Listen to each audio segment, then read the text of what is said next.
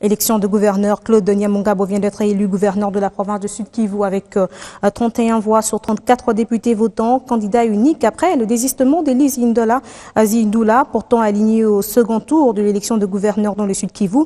Il s'est retiré de la course à la tête de la province. Raison avancée, l'actuelle composition de l'Assemblée provinciale qui juge de vagabondage, aussi pour ne pas cautionner les vagabondages de nos députés, dont la parole n'a aucune valeur, que j'ai décidé en âme et conscience de me retirer de cette élection, a-t-il fait savoir dans une déclaration faite hier.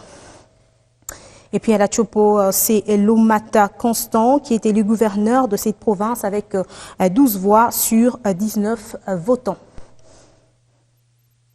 Éboulement de terre à Tara, c'est aujourd'hui que prend fin le deuil national décrété par le chef de l'État. Le président de la République a appelé les Congolais à observer un deuil national de 2 jours pour compatir avec les victimes du glissement de terrain à Tara en Ituri. C'était à travers un communiqué de la présidence que cette information a été livrée. Pour rappel, 33 personnes sont mortes et 174 disparues à la suite d'une forte pluie qui avait provoqué l'éboulement de terrain le 16 août dernier au bord du lac Albert en Ituri. La situation sécuritaire, l'amélioration des conditions sociales des militaires congolais ainsi que la réhabilitation de la base militaire de Kamina.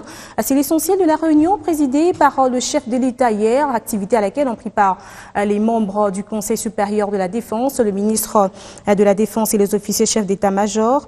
On écoutera un peu plus tard le ministre de la Défense nationale qui fera en fait la restitution de cette réunion.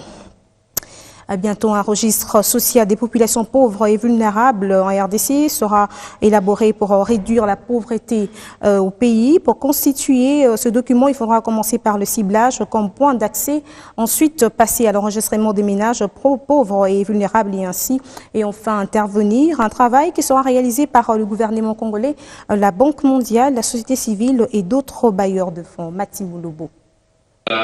Hôtel Venus. Les décors est planté, cadre de la Banque mondiale, membre du groupe Interbailleur et membre du gouvernement central. Tous réfléchissent sur l'étude des ciblages de pauvres et vulnérables en RDC. Ces assises de 2 jours ont pour objectif de faire l'état des lieux des différents filets sociaux et élaborer une proposition des outils de ciblage des populations pauvres. Perçus comme une disparité, ces programmes et projets constituent par ailleurs une richesse de l'intervention sociale multiple qui mérite d'être capitalisée et coordonnée. En se fondant sur les pratiques existantes,